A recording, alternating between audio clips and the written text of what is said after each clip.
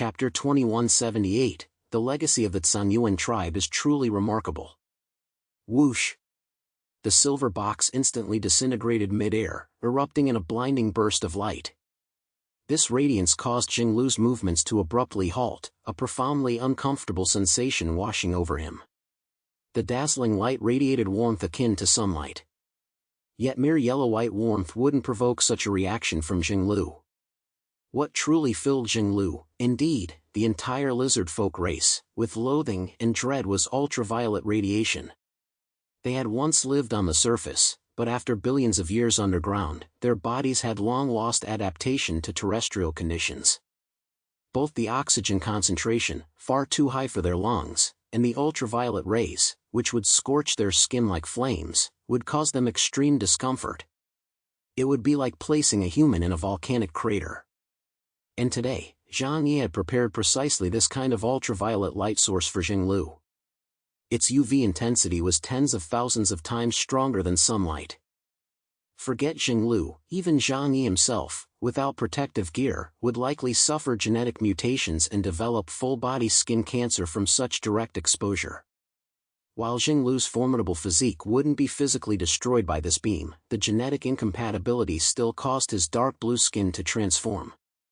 Though he could endure it, that didn't mean he could ignore it. That split-second lapse in focus gave Zhang Yi his opening. This time, Zhang Yi didn't opt for long-range combat. His ranged attacks simply couldn't inflict meaningful damage on Jinglu, much less achieve his objective. Gripping Ling's massive ice dragon sword with both hands, Zhang Yi closed the distance. The second hand of time anticipated every one of Jinglu's movements. In a clash between masters, even the slightest lapse could prove fatal. Zhang Yi seized this fleeting chance. The energy stored within Ling's body surged through his arms into the ice dragon sword, which he brought down with a fierce slash aimed squarely at Jinglu's throat. A blue light blazed forth, as if to purify the world, like the frigid blizzard of a frozen realm. It was unimaginably fast and so sharp that goosebumps erupted on Jinglu's skin. Ha! Jinglu was Jinglu after all. Though he reacted when the sword was already upon him, his reflexes were ultimately no match for Zhang Yi's. So he swung his left arm out in a pure, unarmed strike, using his bare limb to brace against the ice dragon sword. Clang! The ice dragon sword slash struck Jinglu's arm, yet it felt as though it had struck diamond, producing a metallic clang. Zhang Yi watched fragments fly off, the deep blue scales covering Jinglu's body. Damn, that's tough. Zhang Yi couldn't help but inwardly marvel, tinged with regret. He'd expected this strike to at least inflict some damage, even if only to wound Jinglu. What a pity. A night-level Jinglu truly was a terrifying opponent. Jinglu countered, sending Zhang Yi flying with a backhand strike. As his right hand prepared to unleash a Void Destiny attack, Zhang Yi swiftly traced multiple dimensional string severance in the void with one hand, nullifying the hastily launched strike. In these brief exchanges, even the slightest misstep could prove fatal. And this was with Zhang Yi thoroughly prepared, while Jinglu fought hastily. Had they clashed with equal intelligence, the outcome would be too terrifying for Zhang Yi to imagine. It's fine. I have plenty more chances. Within Zhang Yi's dimensional space, countless such light sources had been prepared for this campaign. Not an overwhelming number, merely tens of thousands. His opponent was formidable, but his own preparations were equally thorough. After the initial probing phase, what awaited them would be a fierce, protracted battle. Zhang Yi felt no urgency whatsoever. The longer the delay, the more advantageous it would be for the Huashu Kingdom forces on the battlefield below. Eastern city of the Wulwan Empire. The simultaneous volley from 12 colossal mechanical life forms carried a force capable of leveling the entire city. The earth shook violently, adding insult to injury for the people of the Eastern District. This confrontation had been too hasty. With internal troubles and external threats erupting simultaneously, they had no choice but to temporarily abandon rescue efforts. The surviving soldiers, led by their alien mutant commanders, charged up the city walls. Bang! The Eastern District Garrison Commander shouted through his communication device to everyone, "They won't break through our defenses." Reinforcements from other districts are already on their way, and our commander is also fighting the enemy. If we can hold them off until their reinforcements arrive, victory in this battle is assured. Now, charge with me. We must hold the line. Chaos reigned among the city's mutant forces and soldiers alike. Fortunately, the Wulwan Empire's defenses never relied solely on its soldiers. The Heavenly Iron Curtain itself possessed terrifying defensive capabilities. No, it was far more than just defense. After absorbing the attack, the Iron Curtain immediately began accumulating power. Deep blue energy ripples converged at a single point upon its immense surface. Like a solar flare erupting, it unleashed a dazzling, multicolored strike directly at the formation of supersized mechanical lifeforms ahead. Boom! The massive energy cannon streaked across the sky, hurtling straight toward the tallest, most imposing supersized mechanical lifeform, the one enhanced by Xiao Liu. Yet at that very moment, all the supersized mechanical lifeforms executed the same maneuver. They anchored themselves firmly to the ground, arms shielding the core areas resembling their heads. Boom! Just as the Heavenly Iron Curtain's counterattack was about to strike the colossal machine lifeform, it was suddenly halted mid-air by a transparent barrier. It was the 12 colossal machine lifeforms simultaneously activating their energy protective force fields. The technological prowess of the Wulwan Empire was indeed formidable, but that was only relative to the 6th-generation human civilization. Compared to the Zhanyuan tribe's civilization, the gap was immense. This formidable assault failed to shatter the defenses of the 12 colossal mechanical lifeforms. They were siege-breaching steel behemoths, yet simultaneously formed an impenetrable wall. The temporary command center lay behind this wall. Liu Karen piloted the giant snow owl, while Yang Xinxin, Brian, Professor Da Vinci, and others were stationed in this sector. They watched the scene unfold, utterly stunned. Professor Da Vinci narrowed his eyes. As one of the world's foremost scientists, he had believed Columbia's technological prowess to be unmatched. Yet the power demonstrated by Huashu Kingdom proved even more astonishing. These are the legacies of the Zhanyuan tribe, aren't they? Professor Da Vinci addressed Yang Xinxin. Isn't that obvious? Yang Xinxin replied indifferently. Chapter 2179, Yang Xinxin's War Deployment. Professor Da Vinci continued to stare ahead. This wasn't an assault on the city at all. It was clearly the erection of their own walls beyond the enemy's defenses, pitting both sides against each other. Truly worthy of chaos. For in this world, it was likely that no one else could so effortlessly transport such massive, cumbersome mechanical lifeforms back intact. Even Columbia couldn't manage it. To dispose of their war spoils, they discarded most of the mechanical lifeforms, retaining only a fraction of the sources. After all, transporting these colossal war beasts from Fremon's vast frozen wastelands to the border, then shipping them home aboard warships, was an incredibly arduous process. Columbia lagged far behind Huashu Kingdom in mechanical lifeform research.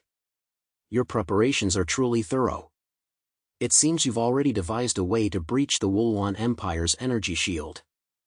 The only regret is that we didn't detonate the Reaper of Love located in the central region of the Wulwan Empire. A three-dimensional image of the entire Wulwan Empire now unfolded before Yang Xinxin, resembling a massive sand table.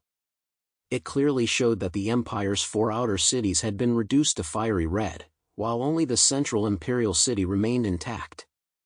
Hearing this, Yang Xinxin's lips curved into a smile. How could it be? Everything is precisely as planned. Professor Da Vinci narrowed his eyes, puzzled. What other plans do you have? At this point, Yang Xinxin saw no need to conceal the truth from Da Vinci. Pointing at the 3D sand table, she explained, before launching this war, we thoroughly investigated the entire Wulwan Empire's defense system. The outermost energy shield, the Heavenly Iron Curtain, is the first line of defense. Its power is formidable, but we've devised a way to breach it. The second line consists of battle groups formed by lizardmen armies and war machines. So next comes a brutal, bloody fight. As for the third line, a dangerous gleam flashed in her eyes, and her voice dropped significantly. is a mutually destructive annihilation tactic. At these words, both Professor Da Vinci and Brian's expressions shifted. What does that mean? Yang Xinxin explained, the Wulwan clan has existed in the underground world for countless ages, perpetually facing existential threats. Consequently, they made a terrifying decision. Her fingers traced patterns across the sand table. Beneath this land lies a vast system of destructive weaponry. Should the Wulwan Empire face invasion or the threat of national extinction, the royal family will activate this system. At that moment, every living thing within this realm would face annihilation. Professor Da Vinci's pupil contracted. Destroy the entire emperor? That's ruthless. But are there truly weapons capable of such a feat? This wasn't merely destroying a city. Even the most powerful human weapon currently, the Reaper of Love, couldn't obliterate a medium-sized city. Moreover, the Wulwan Empire's three-dimensional space was as vast as a small province of Huashu Kingdom. Yang Xinxin explained calmly, while annihilating the entire empire might be an exaggeration, destroying all vital resources and inflicting maximum casualties on the enemy is entirely feasible. That's not the outcome we desire. After all, we've invested so much effort in launching this war. We need to replenish our losses using the Wulwan Empire's resources. Yang Xinxin turned to Brian and Professor Da Vinci. Therefore, once we breach the heavenly Iron Curtain, I request both of you accompany me to the heart of the Wulwan Empire. Assist me in controlling this self-destruction system. Professor Da Vinci chuckled heartily. Sounds like a thrilling game indeed. Very exciting. All right, I accept. After all, in large-scale warfare, high-level mutants are meant for striking, not charging into the front lines. The matter was happily settled. However, he gazed through the transparent window at the battlefield. The immense blue sky curtain shrouding the Wulwan Empire remained unshaken, showing not a single scratch. The empire's foundations, built over billions of years, were no laughing matter. The heavenly Iron Curtain had protected them countless times, repelling invasions from multiple civilizations. What method do you intend to use to breach it? Professor Da Vinci's gaze grew grave. He thought to himself, even Columbia's most advanced siege cannons would likely fail to penetrate this defense. Rest assured, Liu Karen replied, we have our ways. After speaking, she stood up and waved to Yang Xinxin and the others. You all stay here. I'm heading to the battlefield. Everyone gave her a thumbs up. Go for it.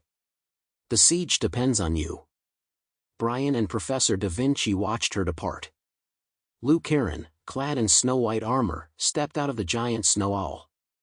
Moments later, a tremendous rumbling echoed across the battlefield. The lizard-men soldiers, who had been standing on the city walls, determined to defend the eastern gate to the death, suddenly noticed that the row of enormous, colossal life forms had slowly parted to form a path. Boom! The deafening roar echoed from the distant sky. Then, within the darkness, an immense, dragon-like form, overwhelming in its sheer presence, slowly tore through the shadows, revealing itself before all. An indescribably colossal beast. Its prow alone radiated an extreme sense of oppression. Its massive height rivaled those supersized mechanical life forms. Yet the most terrifying aspect was its colossal body, continuously emerging from the darkness. A super battleship beyond imagination, many times larger than the world's largest aircraft carrier, appeared before the battle lines. The Tsanyuan tribe's super warship, the Homeland, made its first appearance on a human battlefield. What the hell is that? A ship? Bang! The Eastern District Garrison Commander sensed something was terribly wrong. Human technological civilization is nowhere near capable of creating such a thing at this level. Could this also have been obtained from the Tsanyuan tribe? Liu Karen had already entered the Homeland's control room. Without a word, she activated the Homeland's main cannon. On the warship, an object resembling a massive crimson crystal seemed embedded into the hull. Its polyhedron shape gave it the appearance of a gigantic ruby from afar. Yet as the Homeland source furnace began channeling energy, terrifying surges rapidly converged upon the main cannon crystal. Red energy waves pulsed and swirled, their overwhelming force warping the surrounding light into severe distortions.